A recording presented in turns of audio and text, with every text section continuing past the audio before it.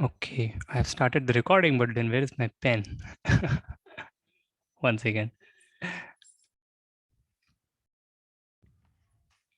Okay, so we are going to start with the chessboard problem. This is from some OIM exam. I don't know, actually don't know the full form of that, but I suppose that can be found out. So this is this OIM shortlist problem. So I suppose this is a good problem for us to try. I should have sent this to all of you to try, but I didn't. Maybe from next time I'll do. OIM shortlist, this problem is from, and this problem is as follows. Okay, there is a 8x8 chessboard. Okay, there is an 8x8 chessboard, the usual chessboard, and there is a lamp on every cell. Lamp on every cell. Okay, and initial state is initially. Have I shared my? Yeah. Initially, all lamps are off. Okay, initially all the lamps are off.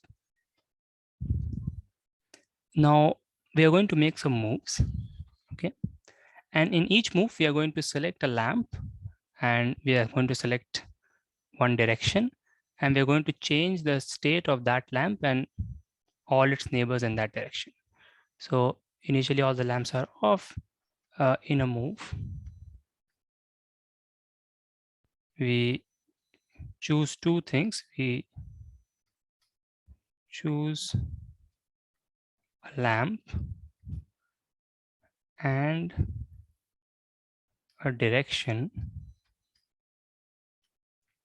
and change the state of that lamp and all its neighbors in that direction. Change the state, meaning if it's on, we turn it off, and vice versa. Change the state of that lamp and all others in that direction. I'll make this clear a little bit, I think. So by direction, we mean horizontal or vertical. Okay, not east, west, north, south. Okay, horizontal meaning that then there'll be two lamps, right? And one in the middle, so three, whose state is going to change. And all others in that direction. And not all others, and all its neighbors. And all its neighbors. Not all in that row, okay? All its neighbors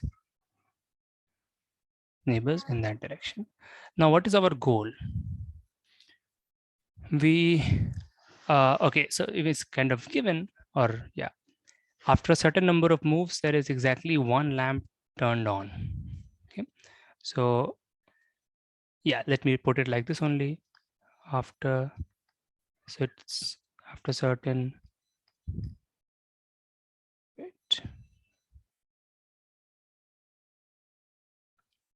certain number of moves, yeah, all not all, exactly one move. So initially all were off, but after a certain number of moves, exactly one of them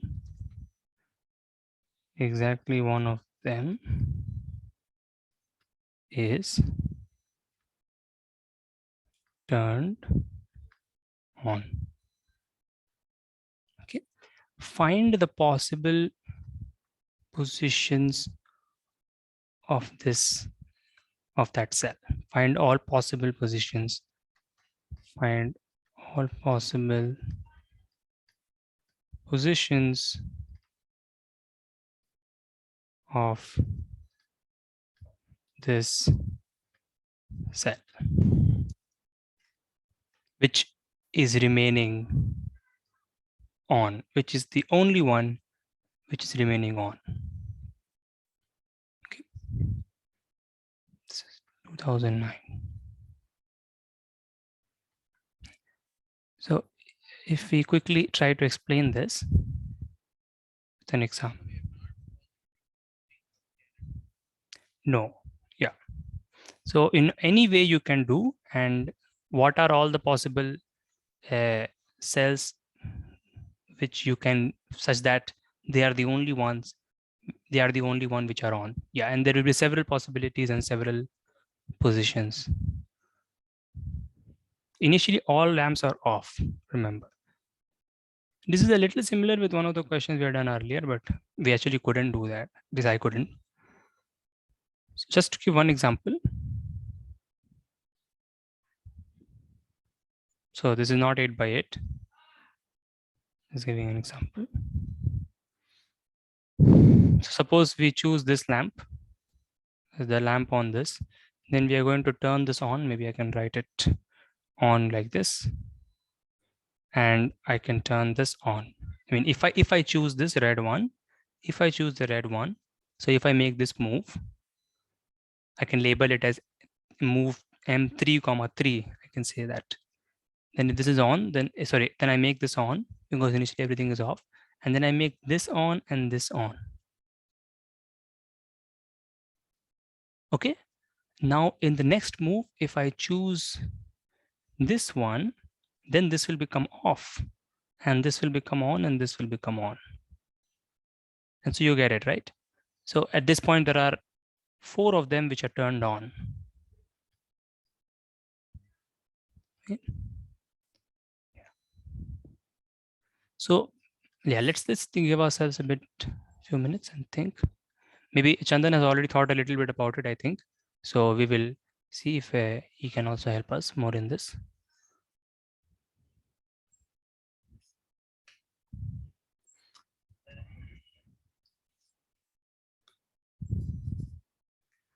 Actually, right. Yeah, I should call it an 8 into 8 board, right? Chessboard can be misleading. Yeah, it's just an 8 into 8 board. Sorry. Yeah.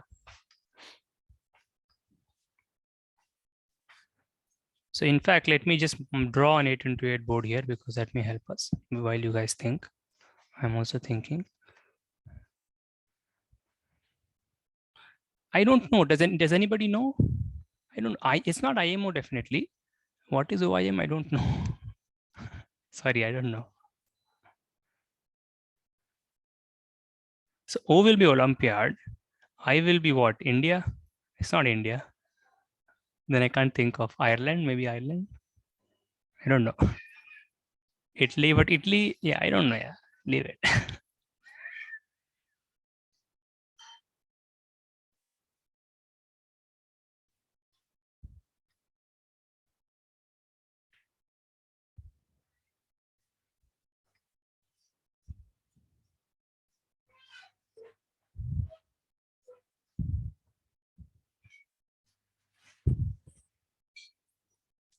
Iberoamerican. So Iberoamerican would be like South America, something like that.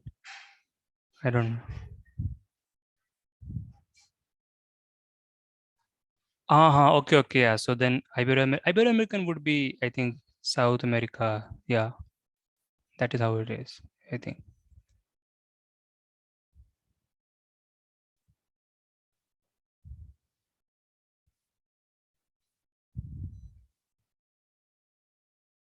So play around with this and see. First of all, try to make some moves so that you leave exactly one of the lamps on. That you cannot find that right directly. So you have to just make some moves so that you end up with one lamp on. Yeah, at least try to think of that. Then we can find all such.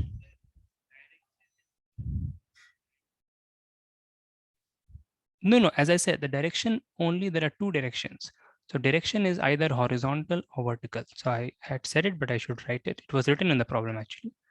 Direction is horizontal or vertical. So at once, the state of 3 lamps is going to change. Okay, horizontal or vertical.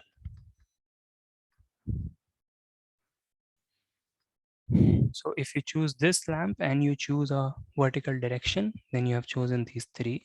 And if they are off, you turn them on and you change the state. If some of this is on, you turn it off and so on.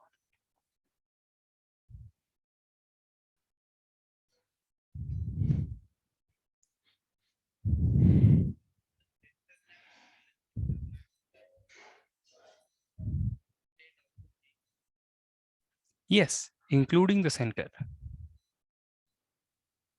the state of that lamp.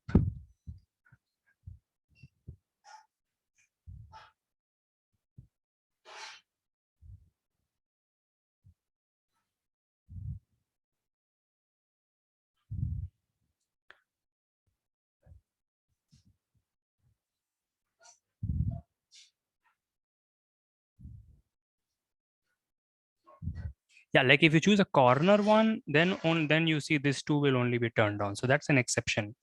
If you choose a corner one, then state of two lamps will change only, I think. Yeah.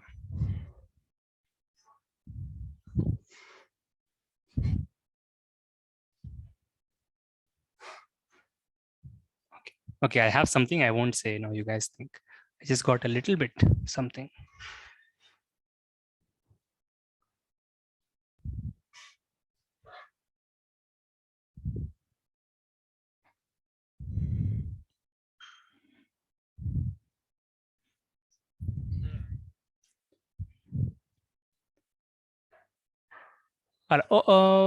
Coloring.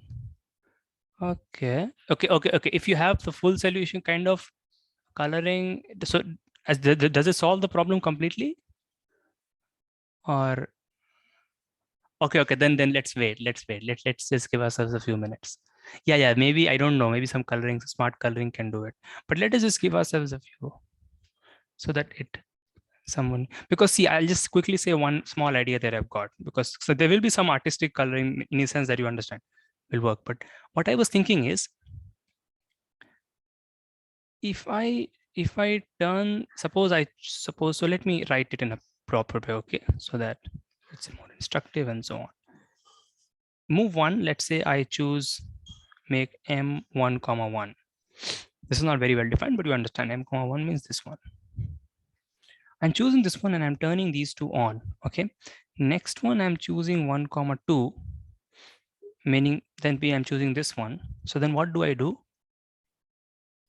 What happens if I choose this one that I've just circled? Anybody can say? I think all of us can say, but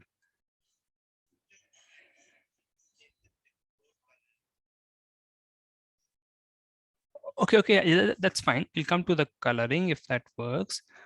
Should work maybe. But no, I'm just saying that if I choose this one, then what happens? Then yeah. So if you just choose, yes, right? Yeah, then only then one lamp is turned on. Right. So I don't know. Coloring can give a very quick proof. I don't know here, but you see, I can manage this. Does everybody agree? Yeah, that this can be managed. Okay, so okay, so can I'm just, I mean, maybe this is like not a good way to solve problems, but can anybody build on this? Like I'm just trying to generate. So there is this one lamp, which one place that we are able to find. So just let's note it down. Let's do this in a simple way. Then we'll take the other. So certainly 1, 3 is one such position. Anyone else has other ideas? Any other position that they can tell?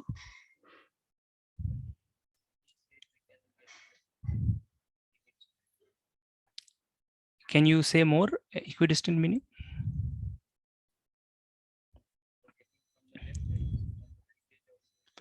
Beautiful. Yeah. So you are using symmetry, right? Yeah. That is very beautiful, because if you have these ideas, like if you understand that I'm using symmetry, then later on, if this problem is with some other shape, you can use the symmetry of that and so on. So yeah, but very good. Whole row, this whole row. Whole column also, beautiful. Right. So let me write all what you guys are saying. So that's very, very good. Yeah. So using symmetry and similarity, basically, like since I've done this, well, that's very simple. I'm just saying too much about a simple thing, but all this can be done in the same way. That's absolutely clear. That is just translation, you could say, right? And then using translation, you can also do these. Now, Yeah, so that one is by symmetry. Okay, by symmetry, all this can be done. Okay, so let me write this, because I think abstracting these ideas is good, though it may be a little frustrating that I'm saying so much, but just abstracting this idea can be useful. So by translating, we can say 2, 3, 3, 3, and so on, that we have already marked. And by symmetry, can anybody say more by symmetry, by using ideas of symmetry? Already by symmetry, Chandan has said one thing, like this. What is this? 1, 5, and so on. Since I've used the word symmetry, what more can you generate?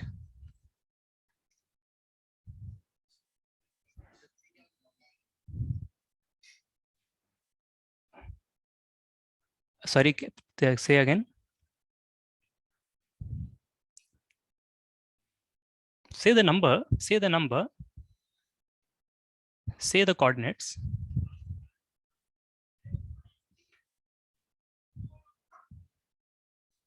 3, 1, this, right? Absolutely, that will work because use rotation. You are using rotation. Maybe not consciously, but you're using rotation symmetry, right? Just think, right? You just rotate this, it comes here. Right, just do a 90-degree rotation, or no, just do a 90-degree rotation, this one comes here, beautiful, right? So you may not consciously think of it, but you can make it precise by saying symmetry. You don't have to produce the move, so you can do it here, it's easy.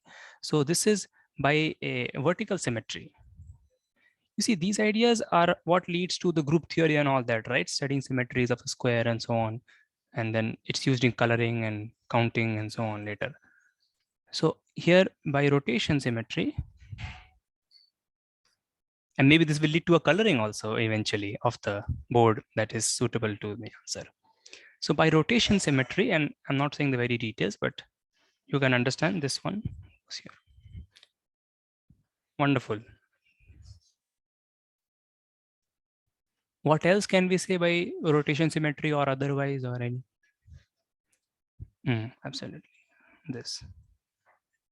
Wonderful. So this is 3,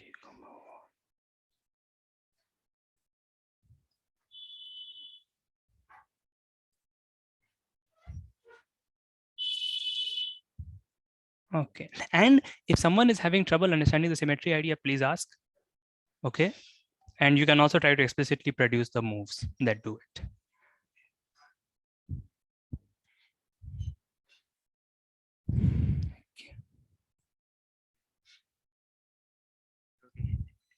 Yes, right. So see, since you have this board, this one, right? This, let me do it with the green color, this one.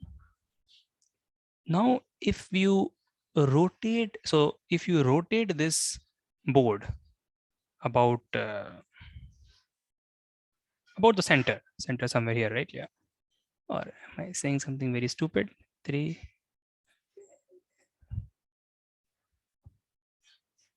Yeah.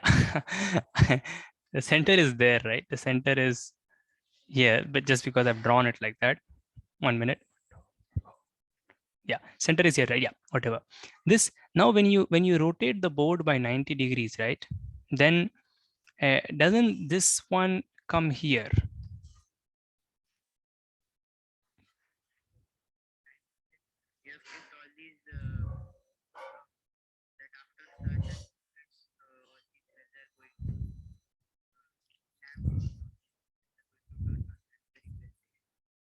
Yeah, no, not on all of them simultaneously. We don't mean simultaneously. Exactly. Okay, right. So okay, let's all of us understand this. Maybe some of us are thinking like that. Yeah, that can happen. No, because see, the point is that I just fill that by control Y quickly, so that's not a problem. No, the problem is, the point is that, see, we are just marking those which we can fill, those which will be the sole ones that can be filled.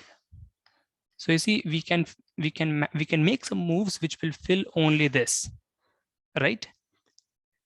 But then if you just take the 90-degree rotation of those moves, like whatever moves you made here, you just, rotate this, and wherever this goes and this goes, you just make the moves on the rotation, on the rotated squares, right? Or you just make the moves here and just copy the moves in this direction.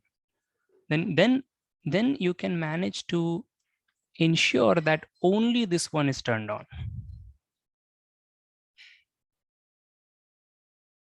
Okay, not simultaneously.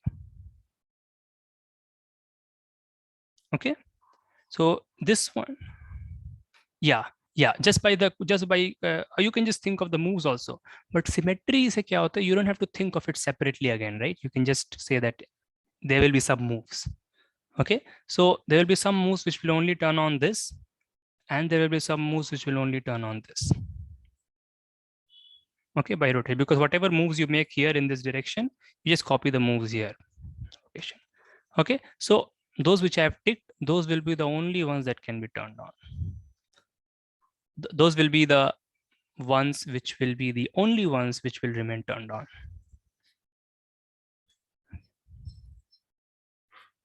Still, if anyone has doubt, please say, because otherwise you will not be able to use this idea later on if you don't understand it.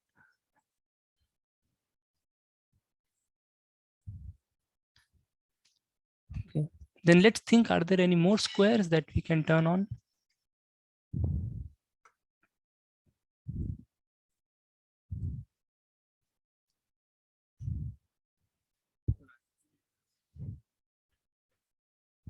Okay. Okay. So maybe then, okay, let's see. No more.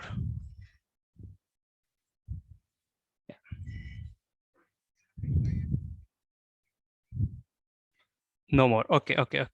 So now here maybe the coloring can come in. I don't know. I think that's how it is. But let us just think in the simple way and see if we can do. What if there was more?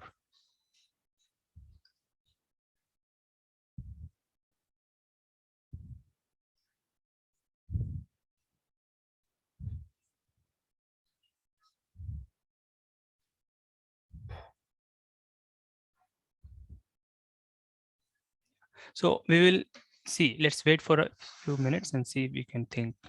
Like in this way, just in a way that,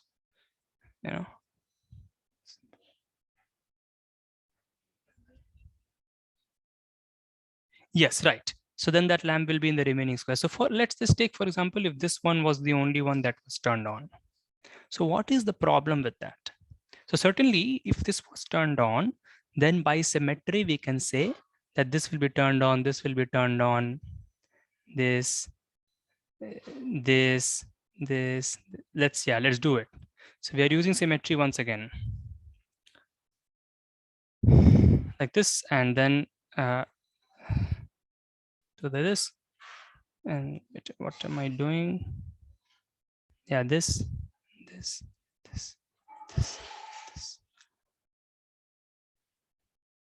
Wait. Yeah, then this, then all this will be turned on, right? Just by the exact same reasoning, nothing different. Okay. But then can anybody argue that then more things will actually end up getting turned on? Like we can find more squares which will be the only ones that are turned on. Okay, so first of all, let's take 2 steps back, okay? If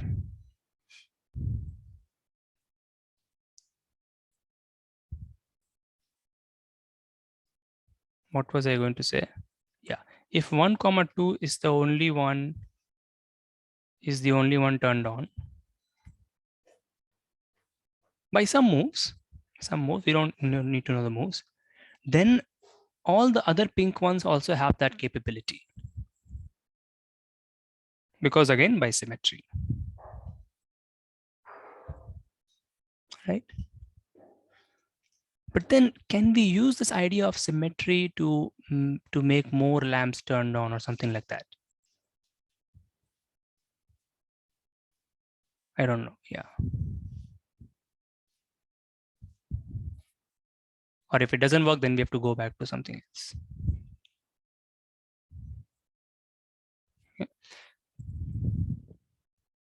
Yeah, I'm also kind of working backwards, right? Yeah, please say. Yeah.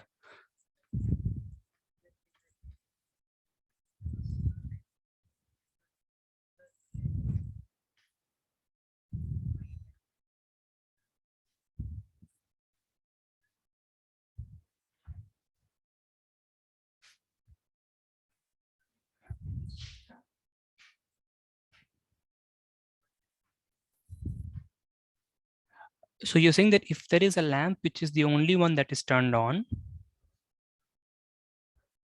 that doesn't matter, right? You're right.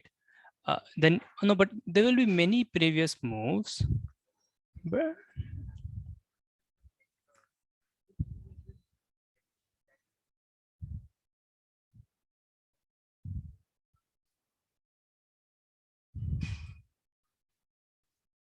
okay, yeah, working. Yeah, okay. Right, okay. Let's take an example. Yeah, let me take an example and see if that is working.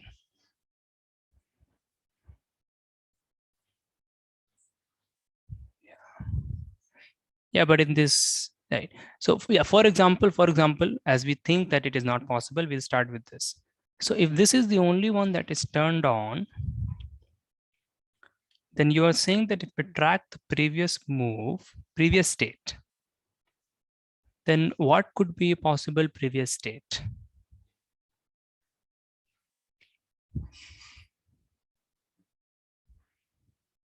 This two, this two. And the vertical one will be a similar case. So we did not actually consider it. So then these two will be turned on simultaneously. Does everybody get that? Yeah. These two will be turned on simultaneously. Okay, if so, let me write little bit. If 1, 2.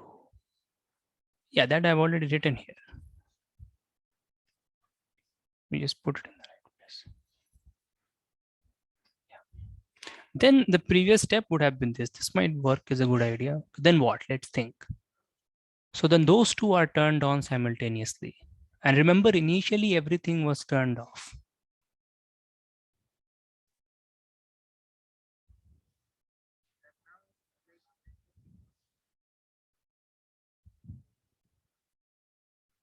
Hmm.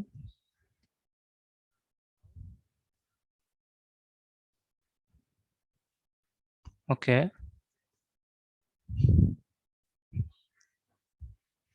Okay.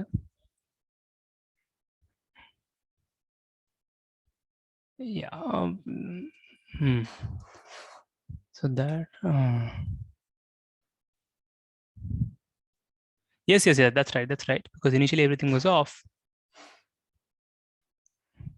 Any move I'm making. Yeah. Mm, yeah, there are many possibilities. How do you say?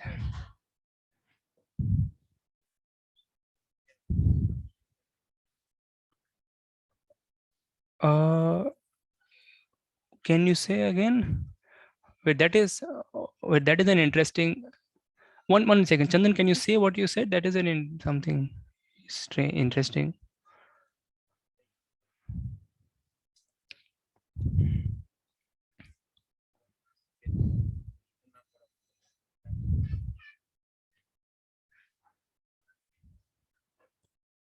Even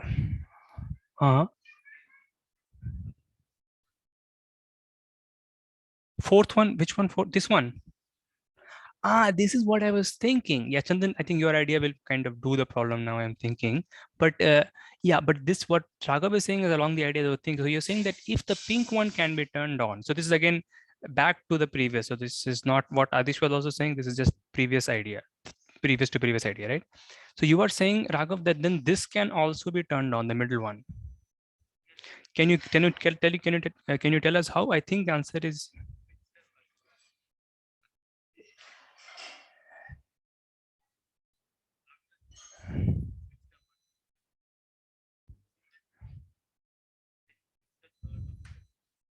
only this one will be turned on.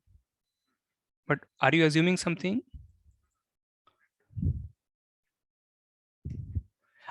Yes, that's what I was saying. Because, and I mean, you can actually just say that by symmetry also, right? Because whether you are to the left of this, so yeah, this is very good. Whether, see, if I am, initially I had that this one is the only one turned on. This is correct. All of us know this, right? Now, if I assume that this is also the only one that can be turned on, which is a wrong assumption, deep down, all of us kind of know because we are not able to find one, right? If this is the only one that is turned on and this is the only one also which can be turned on separately, then by symmetry, right, if you can do to the left, you can do to the right also. Okay, and you can just think of some moves, and Raghav already has some moves. Okay, so so let me write it here and you guys can think about this. Then 1, 4 can be also so. Okay.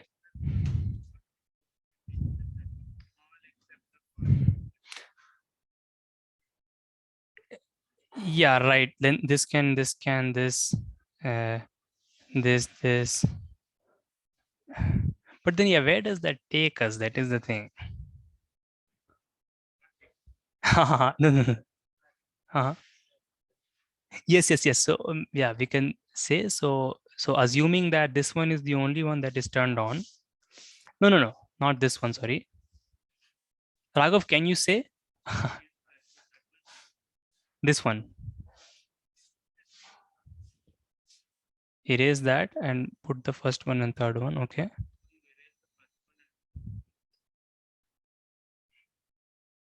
So, erase the first one and put the second one back. Okay. Okay. Yeah. Yes. Yeah. Right. Then you switch this and get this, right? Yeah, so that's a sequence of moves also. But also you would know this based on symmetry, that, but yeah, then you can prove it also. If your symmetry thing is not very rigorous, you can prove it, but symmetry would tell you that it would happen.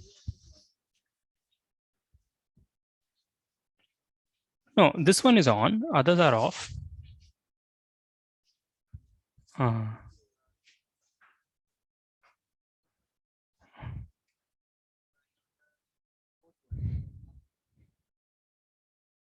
No. So then if I choose this and I choose the horizontal direction, then I turn this off and I turn this off and I turn this on.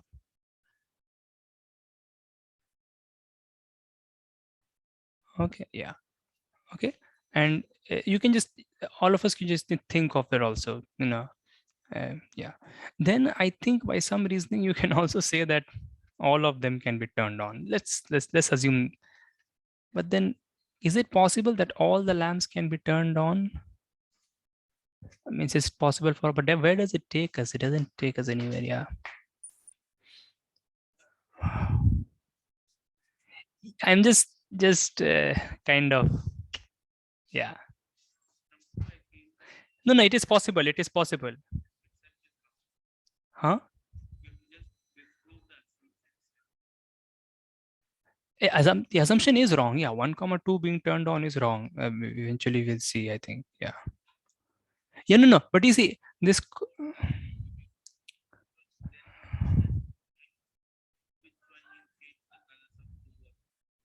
No, but you have to make it precise. See, this one, you guys can think that if 1, 2 can be turned on, it will imply that 1, 1 can also be turned on, just by symmetry, right? Just by, you had this and you went in, you can understand just by symmetry, you can say, but it may not take you anywhere, right? So maybe we can go for what Chandan was saying. Chandan, what we use? Yeah.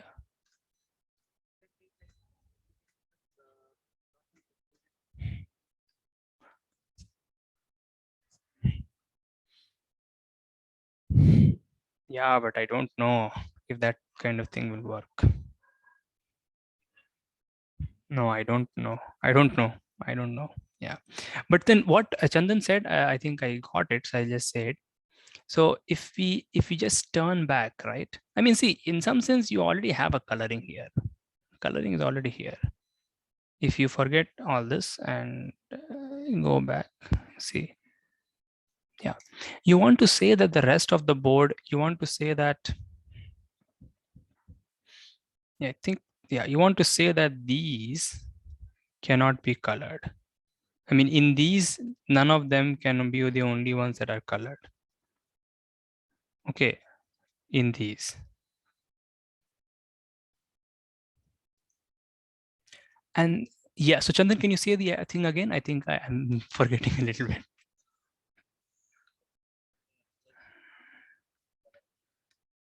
Yes, basically see, the point is that the coming up with the coloring, see, we have come up with a coloring, right? Kind of.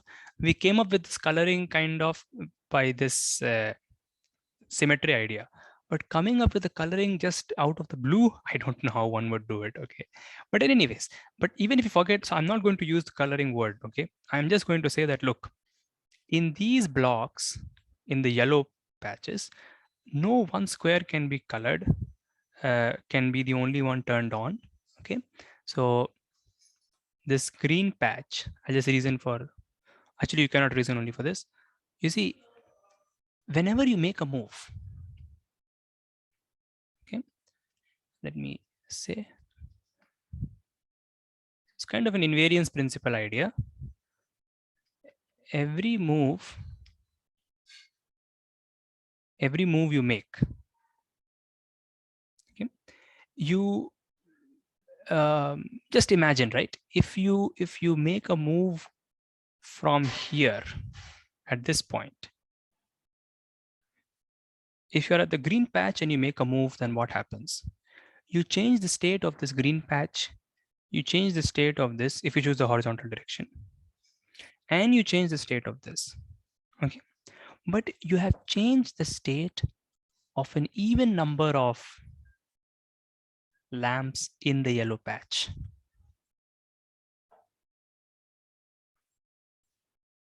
Does everybody get that? If I choose this green, if I choose the green patch and I choose the horizontal direction, okay, then what will happen? I will, maybe if it was on, I will turn it off. I'll turn it off and I'll turn this on. But inside the green patch, I have made an even number of changes. Sorry, inside the yellow patches overall. So this is a claim, and now you guys should prove it and complete the problem. I'm not going to do it now. Okay, it's easy, but because you should think about it from now. Okay, every move, let me not even write it. Now you guys just think. That will be interesting for you people also. Okay, should I leave it here? I think that's good, right?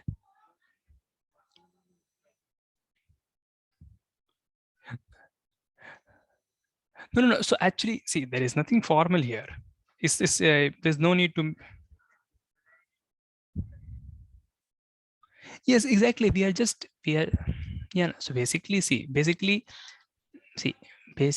when you realize that these these can be colored and these can be colored, these can be colored, these can be, I mean, these you can do. Then you see, basically in this board, there are now two kinds of cells. Ones which lie in these black things, and the others which lie in the yellow thing. Right? There are two distinct, because now we are kind of sure that this is going to be the scenario, right?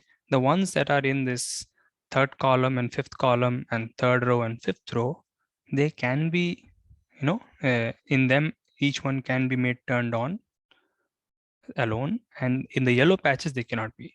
So basically, we have two distinct kind of cells, two distinct type of items in problems, two distinct kind of items, two distinct, based on what the problem is, we are kind of having a partition among the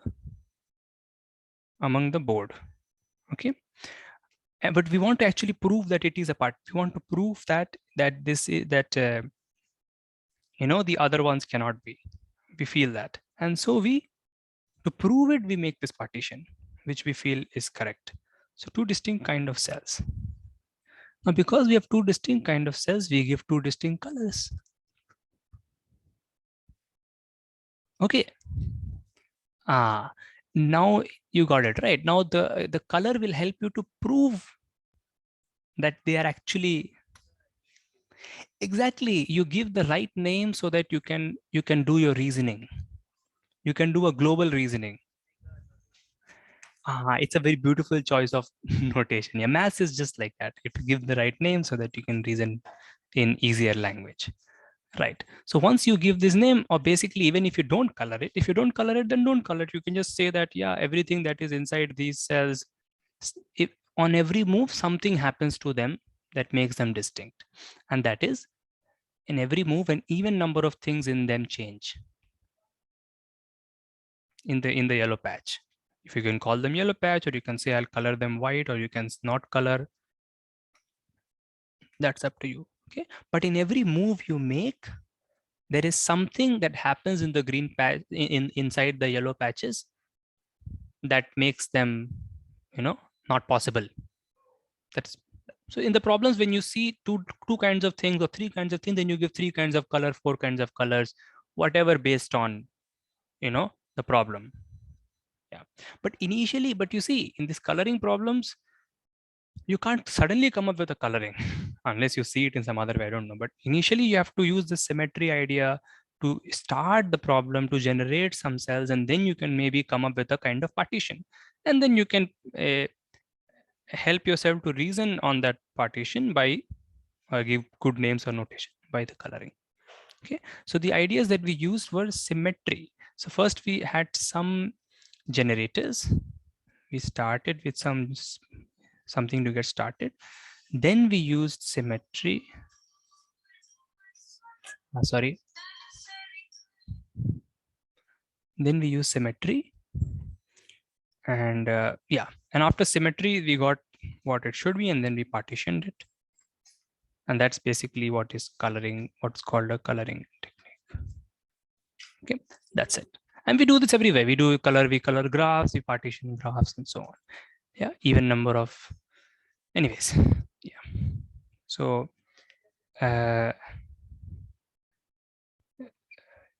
yes, I want to do more examples of this kind. In graphs also, there are many interesting examples, but I'll not do them today. Let's do them next time. Let's yeah, let's do them next time. Let's start with a little bit of integration today, a little bit. Yeah. Okay, so let's stop this here. And yeah, it's an odd time to start, but let's start. Okay, so how should we start with the concept of integration, right? So now let me not do it like that. Yeah, I will not. Yeah, I'll try to do it in the Darboux integral. Yeah, I'll also not do like that. Let's do it in a slightly different way. Yeah, let's try to play around with the concept of areas. Areas is a very obviously, yeah. So area, area of, let's say, area of a set. Let me today do something that will, it's slightly, yeah. You may think, what is this? But it's, yeah, area of a set in R2. You see, this is the fundamental question, right? We have a set in R2. Maybe I don't even need to draw these coordinates, but we have some region,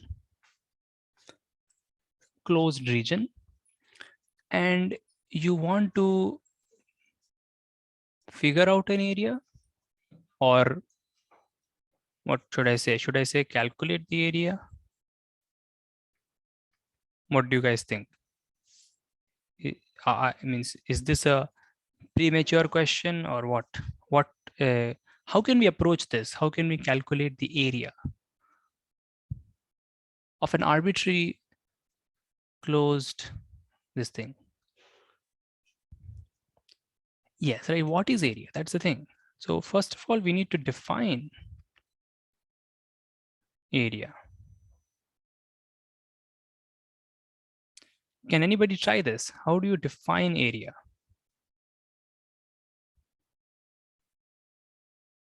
Mm-hmm.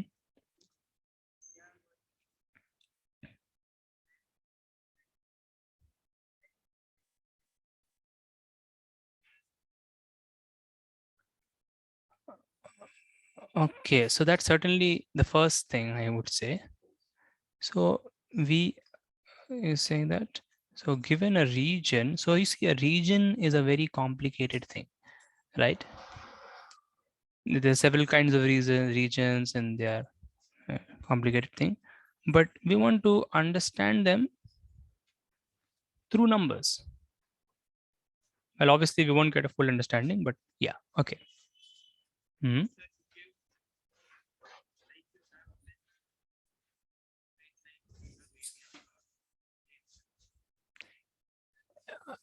So that is just that is an analogy, right?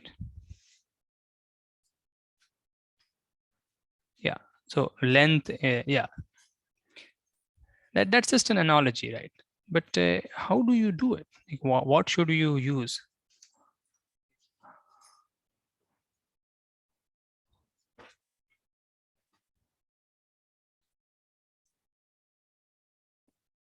Okay, assign. Okay, so you are saying that, yeah, so right. So certainly the first thing has to be that if you're going to assign, if you're going to take regions and you're going to assign numbers to them, then one has to start from somewhere, right? So we immediately realize that one has to start, like just right where to start, where to start. So remember, before I say more on this, I mean, already you guys have said, but what I'm trying to say is that one can just see this in a slightly more automatic manner in the sense that area is a function. You could say it's a function. That's what area is. What kind of function is it? What I'm going to say is not correct, but you could say that you are taking the power set of R2. So you're basically taking subsets of R2, and from there you're giving the function to R, or maybe R greater than or equal to 0. Right? What do I mean? I mean, yeah, some subset, any subset goes to a number, some real number R. It's a function. I mean, this can help you. It's more automatic in the sense that the language of function you can use to talk about, the various features that you want area to have. You can talk about them in a simple way. Okay. So you see, we want to define this function. So, but obviously to start with, we need something. So we will say that unit square, I mean, so all of us, a unit square has area 1. So let me call this what other properties. So what I'm saying is that a of unit square 1 by 1 square, the meter and all, we doesn't really matter what the unit is, doesn't matter, but yeah, this we are going to assign 1. What other features do we want our notion of area to have? Sorry, yeah, what other features should it have?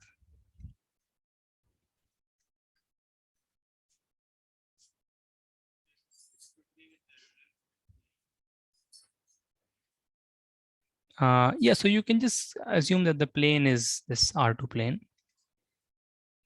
Yeah, we can take that that is not actually needed, but it's not nothing wrong in having it. Yeah.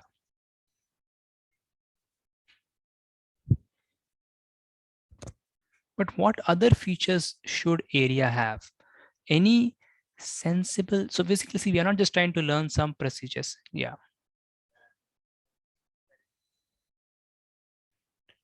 Other properties. Okay. It should follow equivalence relation.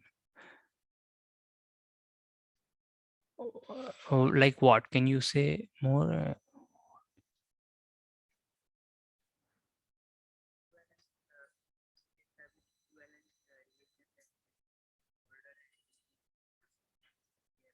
No, but equivalence relation on what? Can you say it through an example or something also?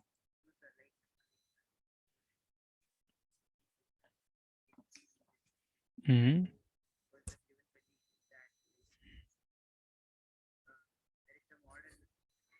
But what is order there? Order between regions is a very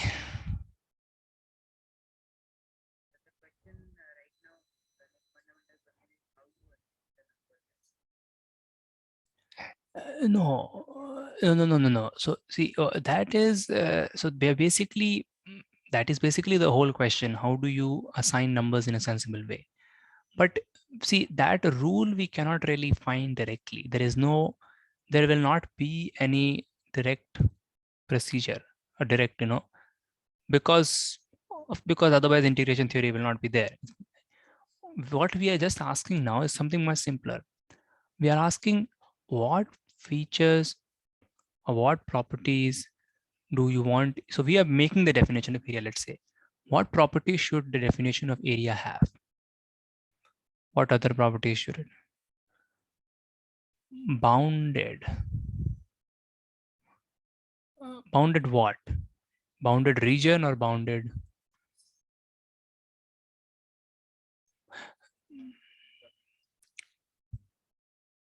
intervals?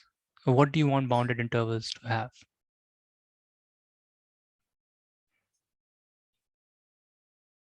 No, but here it's just a region in R2. So integration is the calculation of area of a certain region, yeah. But here is something more general to begin with. No, but just in general, what features should area have? I mean, it should be scalable, right? Your theory should be scalable. What do I mean by this? I mean that if you have a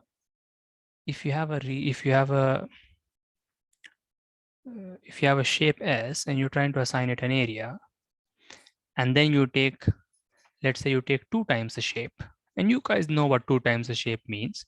You mean that every coordinate that the shape has, just multiply the coordinates by 2 or something like that, right? Or you just increase the length of all the sides, or in any sense you get, right? 2 times, or you can just say for square only. Okay, 2 times this, it should be like this. These features it should have, right? And also you want these features, that if it's a disjoint union of 2 shapes, these are not precise, but disjoint union of 2 shapes, it should be like this. I mean, these features, right?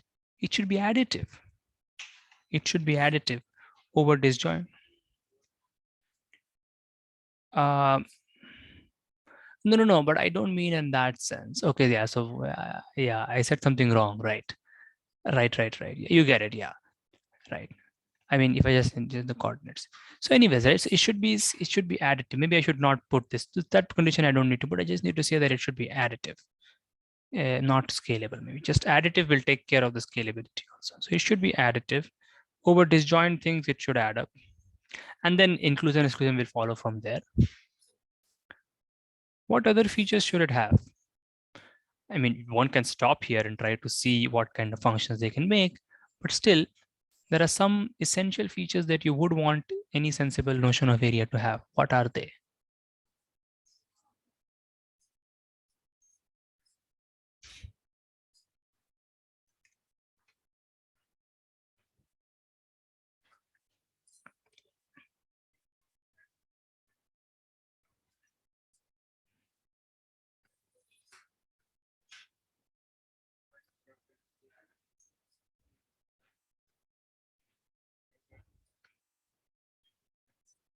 No, but area is just a number.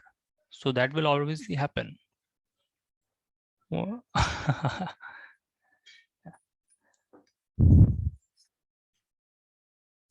is one essential feature of area that we are missing, that I think we need to have. But maybe I should say it because the way I've set it up, it's not clear. Invariant under direction, no, yeah, direction is there, but that's directed area is different. One can make sense of area without directions. Yeah, I should say invariant under translation.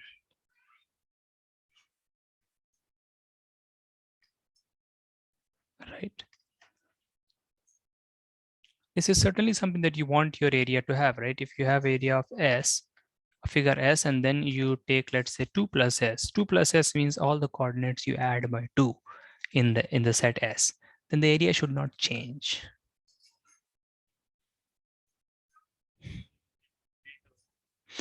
That's right. One case should be invariant under rotation, and it should be, I mean, that there is a way to say it. It should be invariant under something, but I will say that when we do matrices, we will come to Z. No, but let's keep it in the, we're keeping in the plane.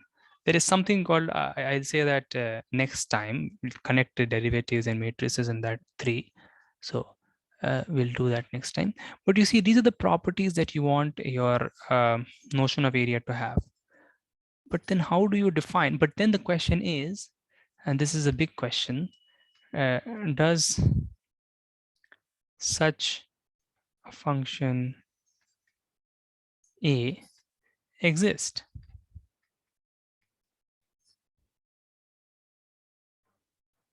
I mean, is there a function A that to all the regions in R2 assigns them, numbers in a way that follow these properties? Does such a function A exist?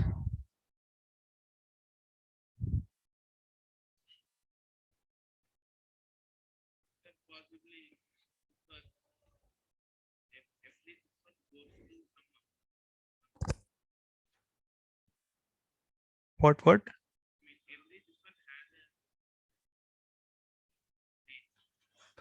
Every this one, what is this one? First this one. No, but that is, we don't know. We don't know. That's why we are asking such a function exists. You see, that is a problem. Now, this is a big problem.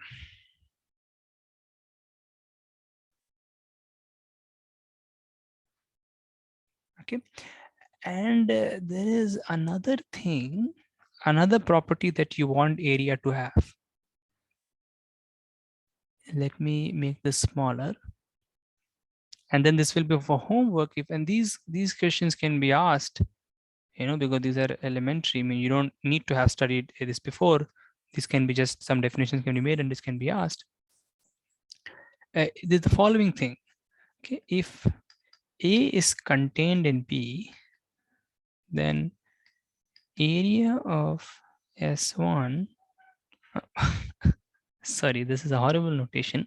So in fact, what I will do is I'll not call this A. I mean, I'll call this A, but let's just call it a like special A.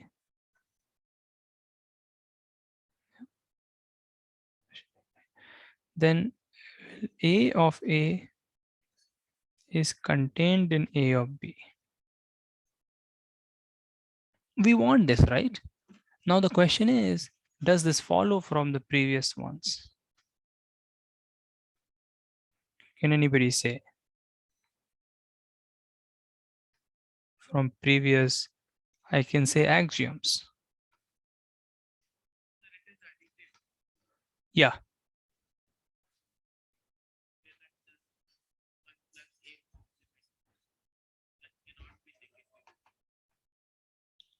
Yes.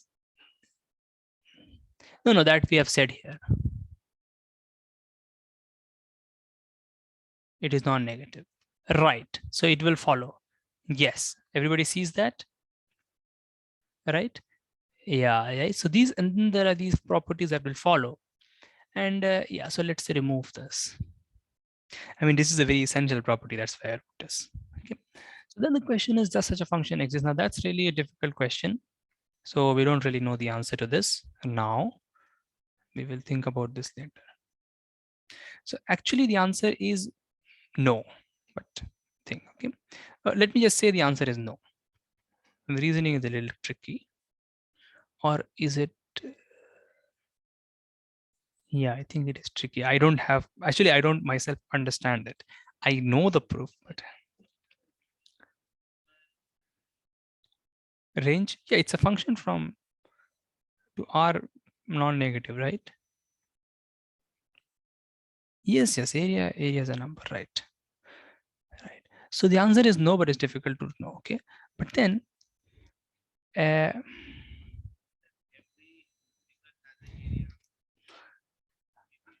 is every function integrable? It's no, right? And roughly speaking, all of us know that integration tries to capture areas, right?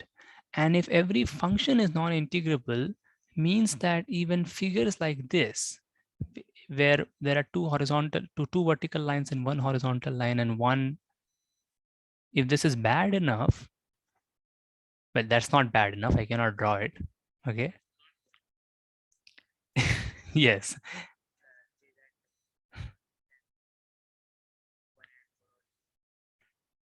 No, but that will be, sorry, say that again.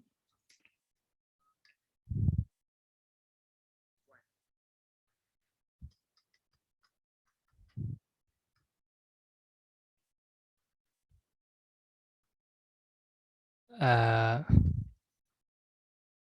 for all the irrationals, it is 0. No, no, yeah. You can't draw this, but you're saying that this will not have an area. This will have an area. If you, I probably you guys cannot prove it now. You can try it because I've not even defined anything. But this is a.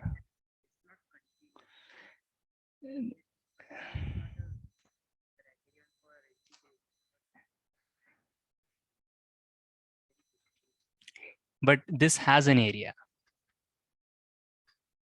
And in your guys' language, this is integrable, which we will see when we define. And you can guess what the area is. The area is 0. So that's why it's really hard to even tell a function which is, yeah, or maybe it is not, but this is, yeah. We will see all this. So the definitions, and still we need more definitions. So this is the first stage, which is just existential. Then we have to define, like, yeah. But then let me say this first. So there is no way to define a function like this for all sets of R2. Okay, meaning that there is no such function which has these properties, and it's a function from the total all subsets, right? So it's not possible. But there is a function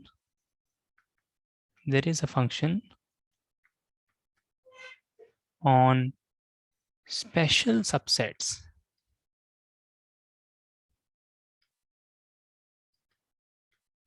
of R2 that is an area, meaning that it satisfies these properties. What those special subsets are, we don't know what they are, so we just give it a name. We just call them,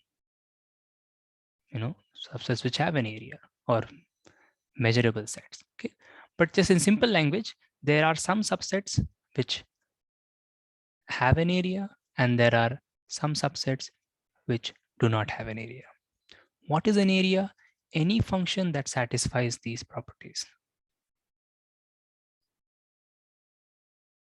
Okay, more about this we will say the next time. Okay, but let me just take a few more minutes now to just say this all thing in the context of R, because that we usually overlook. We always do areas. Area, I mean, I'll talk about length, I'll say length.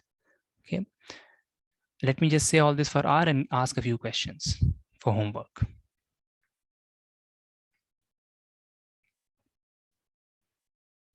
So this is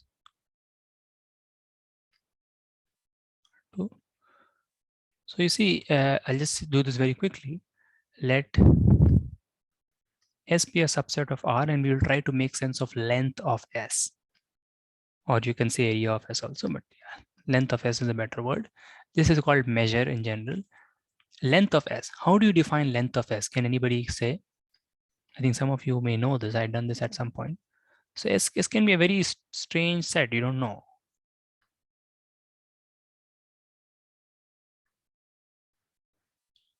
How do you define length of S? Now, again, I don't want to go through all the properties and so on, but we just want to get into a definition. How would you make sense of length of S? Again, someone had said this. bound S by intervals, cover S by intervals. Okay, so you take S and you cover it with intervals. So I'll just, maybe we can just write like this only. AI, BI, you can just say closed intervals, doesn't matter. Cover S by these closed intervals. Maybe you will need finitely many, I don't know. Then after some point, you can take all of them to be 0, 0, doesn't matter. But I'm just writing infinity just to be, okay. But this is also not completely correct, but yeah, just cover it by intervals, okay. And then what else? What's next? So just like you guys would know roughly, right? That you want to cover this with squares and then you want to approximate. But that maybe is complicated. But in this case, we can say more simply and ask interesting questions. So can anybody say what it means to, what should we do next? Because there can be many ways to cover.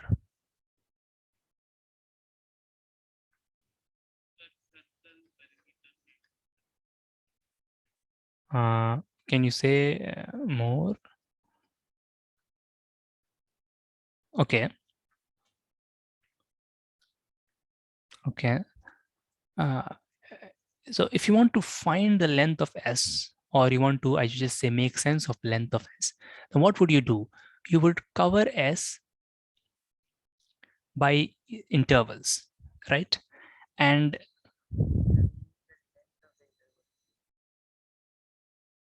right, make the length of the interval smaller, meaning that kind of take the minimum cover.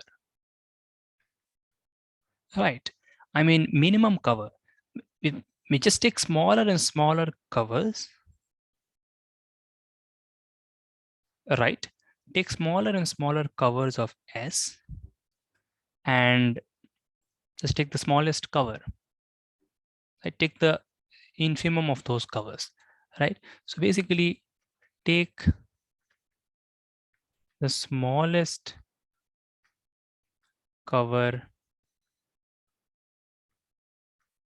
of S and find its length.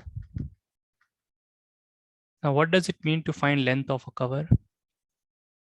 Just take the union of the length of the intervals. Is that right? Yeah, just take bi minus a, b1 minus a1 plus b2 minus a2 plus so on, right? So you take the smallest cover and you consider its length. Or you have this cover, you find its length, L1. You take a smaller cover, you find its length, L2. You take an even smaller cover, you find its length, L3, and take its limit. And that limit should be the length of S. Roughly speaking, does that make sense? Yeah. And this is something that you don't even need to know. That can just be given to you as a definition. And then a question I'll ask. But is this definition making sense? Like at least roughly, like it should calculate the area or the length. It is okay. Okay. Then the question is, because this is the final question, is find, and this is a generic question, find the area of Q, the rational numbers.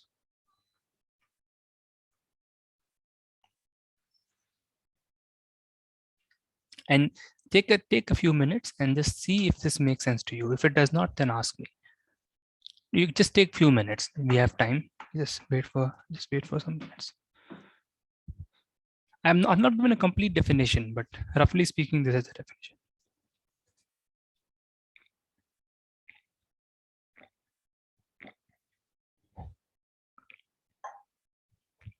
It will be good enough to answer the question.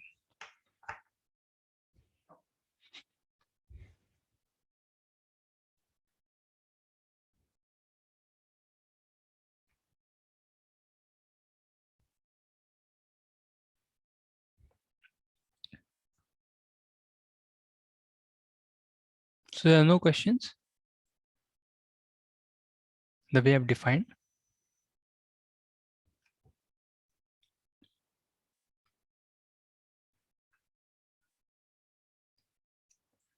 Or you don't know if there is a question or not.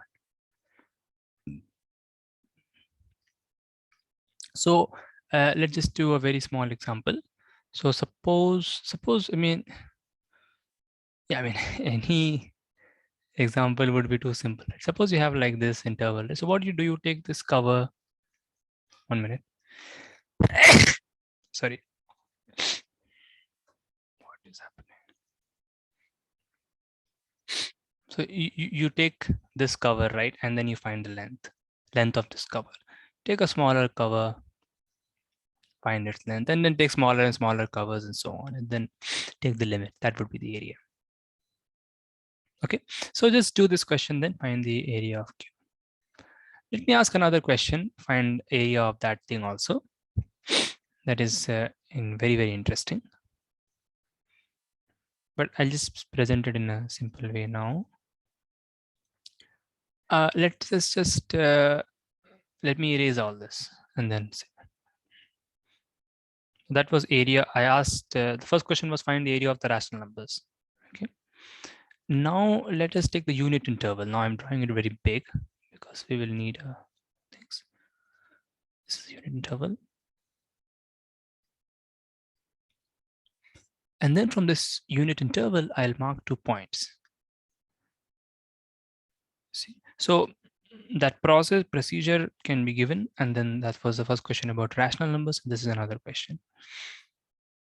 It's 1/3, and this is a very combinatorial procedure. This is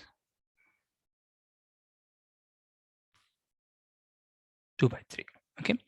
Now let me just do this slowly so that I don't get confused myself. Now what we do, we remove the region from 1/3 to 2/3.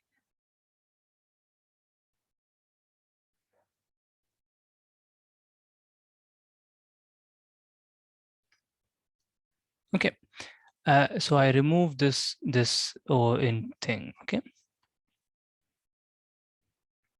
so what do I get? I get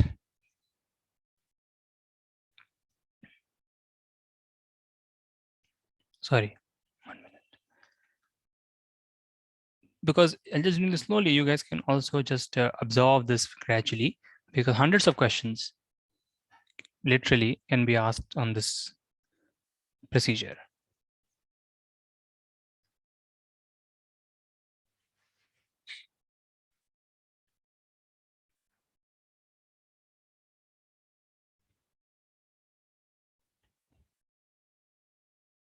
Okay, this is the first step. Just have a look. In some sense, I am taking 1/3 of this and taking the copy here, and I'm taking, so basically I'm taking 2 copies of 1/3 of that object. You can see it from that alternate perspective also. But a very naive, simple perspective is just remove the middle third. Just remove the middle third.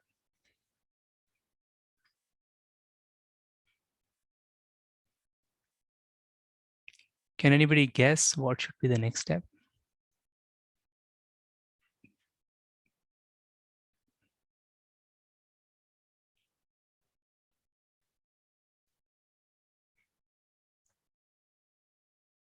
Yes, right.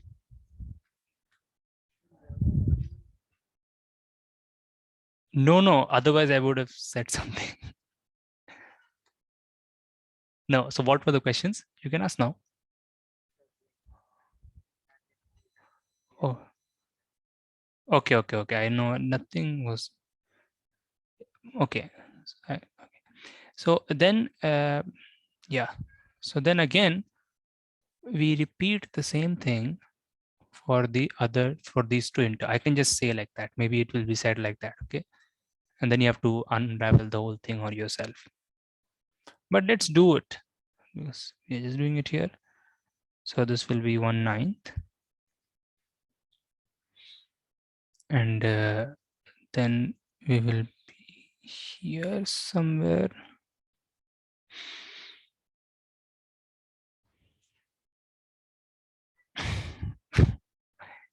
Oh, 1 minute. How much will this be? 2/9, right? Is that no? Yeah, it's correct. Yeah, 2/9. Yeah. So this is 2/9. And then let's write it. So you understand what I'm going to ask is, in the end, what is left? What is the area of that? Okay, that will be the final question. If you have understood that, then that's the question. Okay, I'll just go slowly and do it.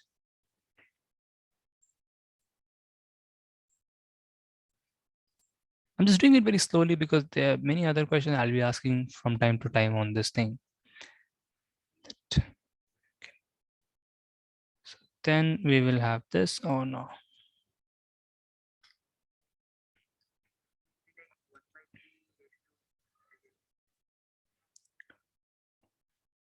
No, because something more is happening, I think. You're maybe, oh, yeah, maybe you're right. Something like that, yeah. So then then don't say if the others can think. Yeah, right. So you understand, yeah, right. So we can just continue this and yeah, maybe I've got the hang of it. Yeah, it's not difficult then. But it's more than difficult. It is very fascinating in some sense, which we will try to understand. Yeah, maybe I'll say that later. This, and you see, you keep doing this. So when you keep doing this, in the end, what you are left with, you want to find the area of that. Okay, so this number one is find the area of what is left in the end. So in the end, I mean that you continue this procedure to infinity and you see what you're left with. Or you just take the limit of that. I can obviously just define it also. I can just call this I1, I can call this I2, I can call this I3, and I can just say find the area of this. The intersection is what will be left in the end, right? Because it's subsets. This is a precise way of saying the end, right? Otherwise it's not clear because these are intervals and not numbers, so you can't even say limit very precisely. So this is the first question. And the second question that I want to ask is, can you describe the numbers that are left in the end?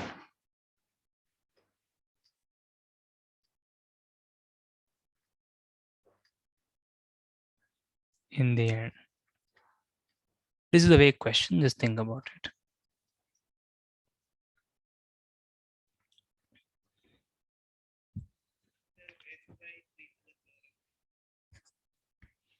N by 3 root, no, it's not like that.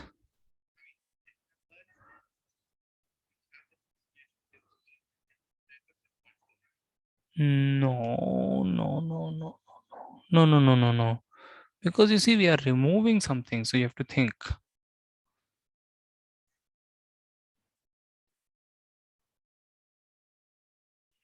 Yeah, just think about it.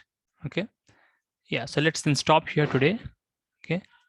Let's, or have any questions? Yeah. Any questions?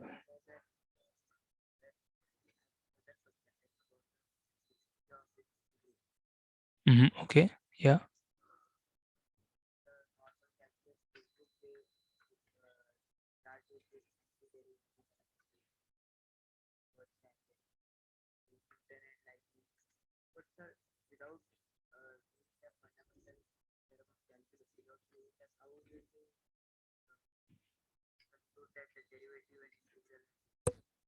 Yes, that is very simple. So you do not need to, yeah, so the integral, all of us know, is defined as an area. An antiderivative, all of us know what it is. It is the antiderivative. And maybe it is a little surprising as to how these two things are related. So if there is a function and then you have it and its antiderivative, then how come yeah, so if you want to find the area, I'm just writing area of f, you understand its area under that epigraph, whatever of f. How come this is yeah, how come this is the antiderivative of this? How come it is the evaluation of antiderivatives? Yeah, why is this? This can be you can think of a physical interpretation of this. It's not difficult. Like if Newton would definitely could have seen this. I don't know what Leibniz would have. They would have. They're all. Yeah, they would have seen it. It's not very difficult to see it. I mean, basically, what is the? So you try to ask. So you think like this. Okay, think like this. Okay, if area of f is equal to, so forget about this antiderivative to begin with. Just think you didn't know this at all. Just okay. If area of f is equal to GB minus GA, f from A to B, should I say A to B, is GB minus GA, then what is the rate of change? What is G dash B? What is the rate of change of G? Just think. Yes, yeah. But no. At some point X inside A comma B. All right. Yes, so on, right? So when you try to do that, you will see that it's coming out to be F, and it's very, very simple. I'm not saying it now. Okay, if you just sit and try to do it, you will get. Okay, just try to take a point and okay. So again, just to make it very precise, if area of F from A to B is equal to GB minus GA, and this is for all A and B, not just 2 points, it's not a luck thing, for all A and B, then what can you say about G? Just ask yourself. You will be able to say that this derivative is F. Just intuitively, even someone who doesn't know maths, just rate of change and speed, he can say. Okay, think about it. Maybe someone can present this in next class, be a good thing. Okay, right. Obviously, to prove it,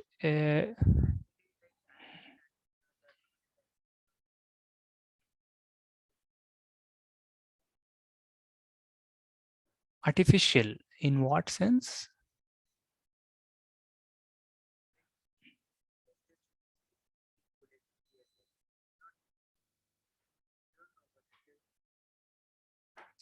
No. So it doesn't feel intuitive. No, but you have to think of a reason, right? Then you can find the intuition. So there is intuition. There is, if you just, I'm not saying it now, but if you just try to do it, you will see the rate of change, take G and then this, and you will see that it just comes out to be F. Like you will just see that this thing just comes out to be F of X. I mean, it's just there, it's just here, just length and H, and this is GB. It's already, I've already drawn everything. I'm just not saying it. So this will make it intuitive. And obviously then real analysis is just a language to prove it. And obviously the language helps you to work easier and so on. But I suppose the intuition comes first, at least for these primitive things, at least for these fundamental things, not primitive, I think I should say. Okay, this is primitive, but G is a primitive. Okay, yeah, that is, that's the thing. Okay, then think about these questions, and we will meet next time. I hope, no, we will not hope. We will meet on Thursday. Okay, yeah, we'll meet on Thursday. I will also send a mail. Okay, thank you then.